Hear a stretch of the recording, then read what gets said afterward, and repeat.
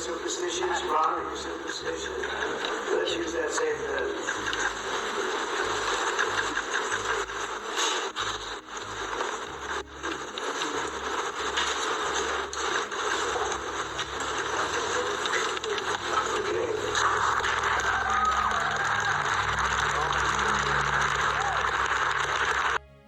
And just like that, with the stroke of a lucky pen, he destroyed the Department of Education. Illegally. So bear with me and stay to the end of this because we are going to go through some historical references of the Department of Education. The Department of Education was founded on October 17th of 1979. But it didn't begin its operations until May 4th of 1980. Now I need you to remember that date, May 4th of 1980. Because on July 15th of 1980, a month and a half after the Department of Education began, the Republican Party released its platform, where they openly stated that they were encouraging the elimination of the Federal Department of Education. I mean, at that point, the Department of Education was just a seedling in the ground and hadn't even started to bloom yet, let alone spring up. So why, 44 years later, would the Department of Education still be targeted by the Republican Party? Now, traveling back in time to 1980, this was the Republican guy running on that platform. And believe it or not, he actually ran on destroying the Department of Education.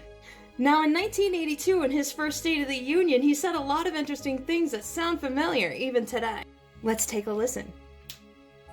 And the continued high interest rates last year cost the government about $5 billion more than anticipated. We must cut out more non-essential government spending and root out more waste, and we will continue our efforts to reduce the number of employees in the federal workforce by 75,000.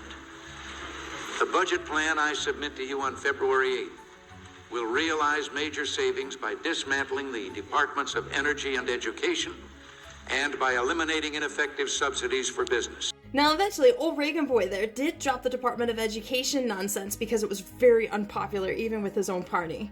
So whose idea was it to destroy the Department of Education, and it's still going strong 45 years later? The Heritage Foundation, who is obviously and openly associated with the Republican Party. And how do we know that? Well, because they've admitted it themselves. Well, in 1980, Heritage put out a 1,093-page public policy blueprint, Mandate for Leadership, Policy Management in a Conservative Administration.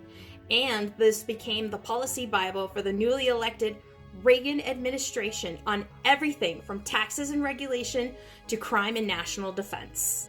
The new president gave copies to every member of his cabinet at the first meeting. The upshot?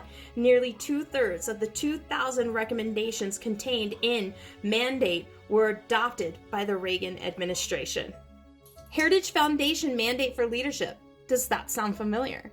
It should, because it worked so well they put out a part 2. And despite that nearly 2/3 of the 2,000 recommendations contained in it were accomplished with Reagan, guess which one wasn't? The Department of Education. Coincidentally, on the Republican Party platform of 1980. Now let's go back even further in time to the 1970s. Back to January 22nd of 1973, when the court ruled in favor 7-2 on Roe v. Wade. Now, would you happen to find it as odd as I do that 25 days after the ruling of Roe v. Wade, the Heritage Foundation was born? That's so weird. You might find that a coincidence, but I personally do not. So now, what does that mean for our Department of Education, where its resources had already been cut in half prior to being illegally eliminated? And of course, for all you naysayers, it was done illegally. Donald Trump has to go through the checks and balances that our government has created. And that means that in order to properly eliminate it, it needs to go through Congress and it needs to go through the Senate. Which, just like in Reagan's time back in 1980, this is still an unpopular idea. So now, just like Trump's other illegal and unconstitutional manhandling of our United States of America, we are waiting for a judge to intervene.